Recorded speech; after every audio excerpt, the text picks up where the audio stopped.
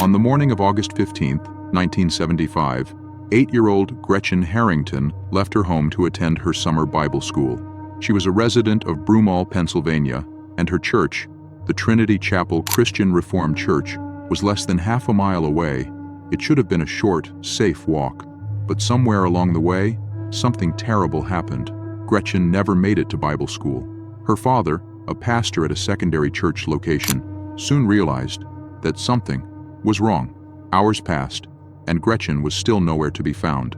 Worried, he reached out to his friend, David Zanstra, the pastor of the church where Gretchen had been headed that morning, and asked him to call the authorities. Zanstra did, and an extensive search for the missing girl began, but there was no trace of her. Nearly 2 months later, on October 14th, the search came to a devastating end. Skeletal remains were discovered in Ridley Creek State Park, not far from where Gretchen had disappeared. Authorities soon confirmed that the remains belonged to the 8-year-old girl. The cause of death? Blunt force trauma to the skull. It was officially ruled a homicide. Despite a police investigation, the case quickly grew cold. For decades, there were no answers, no justice, no closure. But in 2023, almost 48 years after Gretchen's murder, there was finally a breakthrough. On July 24th, the Delaware County District Attorney's Office made a shocking announcement. 83-year-old David Zanstra had been arrested and charged with criminal homicide in the first, second, and third degrees, as well as kidnapping a minor and possession of an instrument of crime. The truth had finally come to light. Just a week earlier, investigators had decided to re-interview Zanstra, the very man who had once led the church Gretchen was supposed to attend that fateful morning. A devoted family friend, a trusted community figure, a man whose own daughter had been Gretchen's closest companion. At first, Zanstra denied any involvement, but when confronted with evidence of past sexual misconduct, he broke down.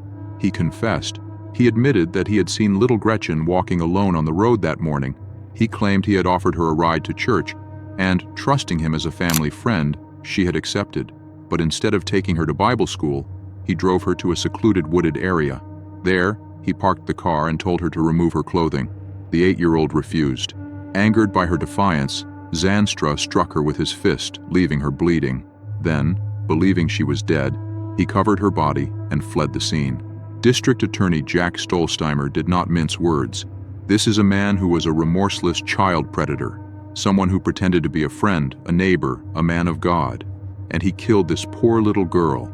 For nearly 50 years, Zanstra had played the role of a loving, trusted family friend, even after Gretchen's death. Investigators had not initially considered him a suspect, but that changed in the autumn of 2022 when a woman came forward with a chilling story from her childhood. She had been just 10 years old when Gretchen went missing. She lived in Havertown, about 3 miles from where the crime occurred, and, like Gretchen, she had been friends with one of Zanstra's daughters. She often slept over at their house.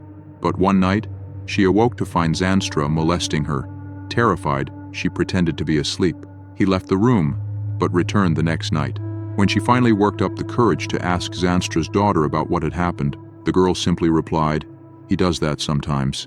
The 10-year-old went home and told her parents. They immediately forbade her from ever staying at the pastor's house again. But that wasn't all. She had kept diaries from the 1970s, filled with notes about strange and frightening events. One entry in particular stood out. Guess what? A man tried to kidnap Holly twice. It's a secret, so I can't tell anyone. But I think he might be the one who kidnapped Gretchen. I think it was Mr. Z, double quote.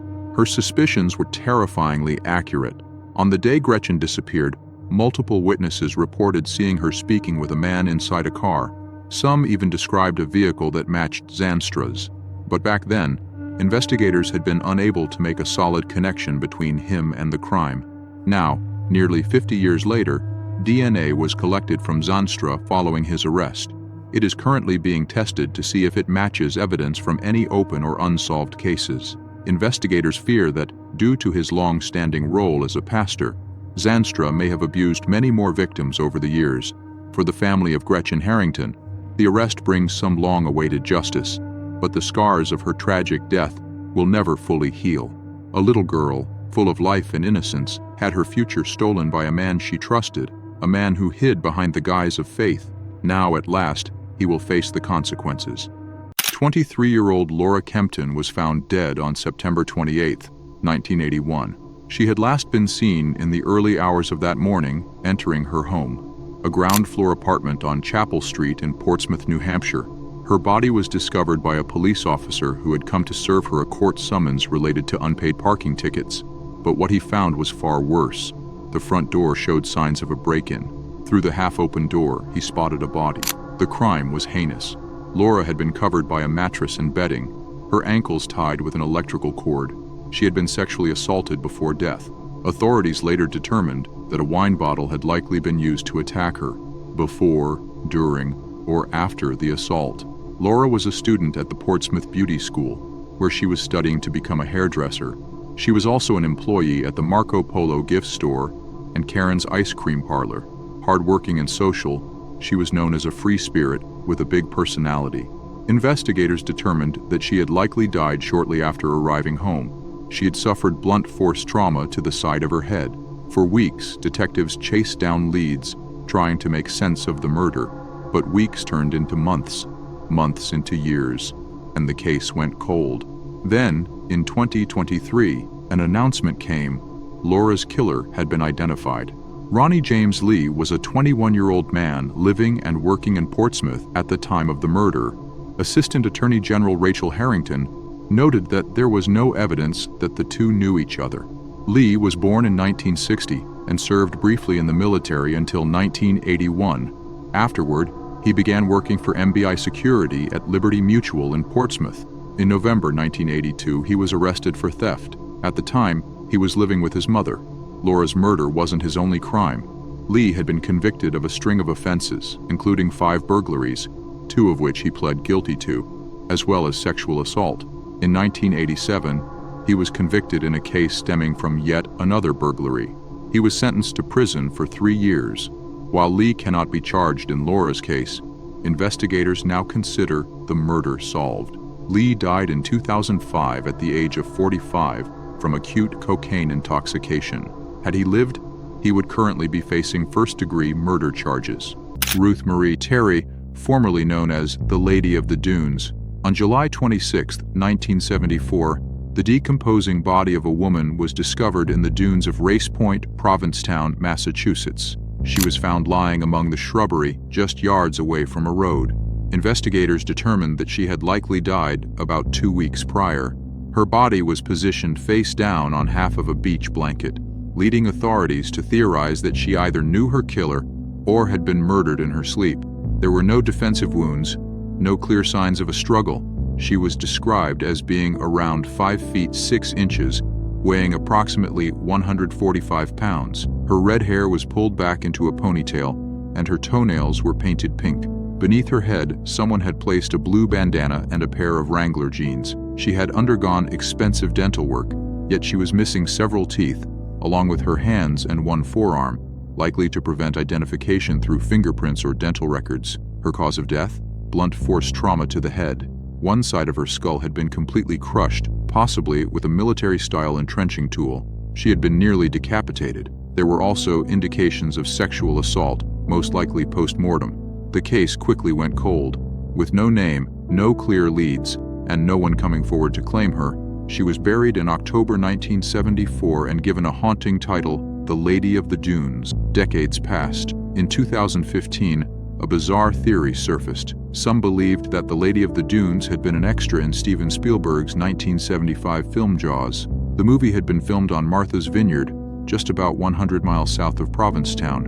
In the 4th of July beach scene, an extra appeared wearing a blue bandana and jeans, eerily similar to the description of the victim. But like so many other leads before it, nothing came of the theory. Once again, her case faded into obscurity. Then, in 2022, a breakthrough. A forensic genealogy corporation, Othram Incorporated, began testing skeletal remains from the Lady of the Dunes. And on October 31st, the FBI made a long-awaited announcement. Jane Doe had a name, Ruth Marie Terry. Born on September 8, 1936, in Whitwell, Tennessee, Ruth's early life remains largely unknown. But in 1957, at the age of 21, following a brief marriage, she moved to Leonia, Michigan. There, she found work at the Fisher Body Automotive plant. Her sister-in-law, Jan Terry, remembered her as someone deeply loved by her family. Her brother, Ken, described her as a free spirit. She was looking for something more than just a country life, I guess you'd say. In 1958, Ruth gave birth to her son, Richard. Struggling financially, she made the heartbreaking decision to let her workplace superintendent and his wife, close friends of hers, adopt the boy in exchange for covering her expenses. Once the adoption was finalized, Ruth moved to California. She reconnected with her son briefly in 1972, but he was a teenager by then, not quite ready to rebuild a relationship. At some point in the following years, Ruth met a man named Guy Rockwell Molden. The two married on February 16, 1974. Molden, an antiques dealer based in Reno, Nevada, gave Ruth's family an uneasy feeling when they met him. He was possessive, controlling. 4 months before her body was found, Ruth visited her family. Her grandniece later recalled that Ruth didn't seem like herself when she was around her husband. Her family also noticed Molden's overbearing behavior. Then, in the late summer of 1974, Molden returned to Tennessee alone. He told Ruth's family that she had gone missing from their home in California. Ruth's sister-in-law, Jan, later recalled, "He was so blunt. He just said he didn't know where she was, and all that. But he didn't stay very long." Her brother James was alarmed. He traveled to California and hired a private investigator to find her. What he uncovered was disturbing. Ruth's belongings had been sold. The investigator suggested she had left the state voluntarily, possibly joining a religious cult. Others in the family had their own theories. One relative thought she had entered the witness protection program. Her son, Richard, recalled how helpless they felt. They couldn't find anything. They confronted that Molden guy, and he just said, "She left, free-spirited, this, that, and the other." Decades passed. No answers came. Then, in 2022, when the family learned that Ruth had finally been identified, they felt a sense of relief. At last, they had closure. A month after her identification, investigators began looking into Molden, believing he had been the last person to see her alive, and what they found was chilling. In 1974, Molden had been driving Ruth's car. He had also told several people that she was dead. Then they uncovered his dark history. Born on October 27, 1923, Molden had a deeply disturbing past. In 1958, he married a woman named Manzanita Ryan. 2 years later, both Manzanita and her 18-year-old daughter, Dolores, vanished without a trace. Molden quickly became the prime suspect, but he fled Seattle before he could be questioned. Eventually, the FBI caught up with him. According to crime writer Ann Rule, police later found body parts in his septic tank, but were unable to confirm they belonged to the missing women. With no solid evidence, prosecutors were reluctant to press charges. And so, Molden walked free. That same year, he married for a third time. Then, in 1961, he was convicted of grand larceny for stealing $10,000 from his second wife's family, right around the time she and her daughter had disappeared. He was sentenced to 15 years in prison, but in 1962, a judge suspended the sentence on the condition that he repay the stolen money. A predator, slipping through the cracks of the justice system. In 2023, investigators officially named Molden as Ruth's killer, but they would never see him face justice. He had died in 2002 at the age of 78. Though he will never be charged, authorities now consider Ruth's case closed. For decades, she was the Lady of the Dunes, a nameless victim, buried with unanswered questions. Now, at least, she has her name back, Ruth Marie Terry. 49-year-old Yekaterina Belay was last seen on the evening of September 28, 2014, near her home on Rock Springs Drive in Melbourne, Florida. According to her daughter, Yekaterina had planned a quick trip to the store, just half an hour, she said, but she never returned. For years, Yekaterina and her white 2003 Honda Odyssey remained missing, vanished without a trace. Days turned into months, months into years, and hope of finding answers slowly faded. But just over a decade after she was last seen, a breakthrough finally came. Since 2022, Sunshine State Sonar has been working with Florida authorities to locate missing persons and vehicles submerged in waterways. The program, consisting of volunteers and divers, sifts through missing person databases to identify possible cases. On December 20th, 2024, their efforts finally paid off. Yekaterina's vehicle was discovered beneath 23 feet of water in a retention pond at the corner of Merle Road and Vieira Boulevard. The license plate was a perfect match. According to Sunshine State Sonar, their team had worked closely with the Brevard County Sheriff's Office to obtain mobile phone data. This allowed them to pinpoint the last known location of Yekaterina's phone and begin an extensive search. Florida is full of lakes, ponds, and canals. It wouldn't be easy. They searched dozens of bodies of water in the area, each time hoping, each time coming up empty until they found the right pond. During their search, they also discovered 2 other vehicles submerged in the same water. One of them had reportedly been stolen. Michael Sullivan, the leader of Sunshine State Sonar, recalled the moment they found Yekaterina's car. "We searched 33 bodies of water, and she was in the 33rd. I was a little surprised we were actually able to get to her that quickly, just because there are probably 500 bodies of water in that area. But there was an unexpected problem. We located Yekaterina's van on the first day, but we couldn't dive on it. There were 2 alligators hanging around and they wouldn't leave, so we decided to come back in the daytime to do it safely. When they finally got underwater, there was no doubt. The first thing we saw was the Honda logo. Then we noticed the white paint. We looked at the license plate number, and we knew. The pond where Yekaterina's vehicle was found was just 2 miles from her home. In early January 2025, investigators confirmed that the remains inside the vehicle matched Yekaterina through dental records. Her daughters, who had spent a decade without answers, were finally able to bring their mother home. Back in 2014, the area had been searched, but the bodies of water were not thoroughly examined. At the time, mobile phone tracking technology was far more limited than it is today. The case had gone cold until now. Sasha Belay, one of Yekaterina's daughters, never believed her mother had left willingly. It just wouldn't be like her. Her children came above anything else in her life. On the 10th anniversary of Yekaterina's disappearance, just weeks before she was found, her daughters posted online, remembering their mother. She had immigrated from Russia after the collapse of the Soviet Union, searching for a better life.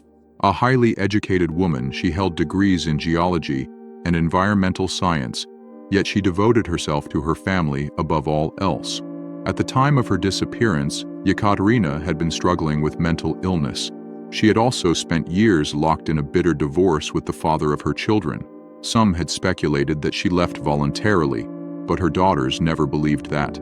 Now, as investigators work to determine the exact circumstances of her death, one thing is certain: her family finally has answers. She is no longer missing. She is home.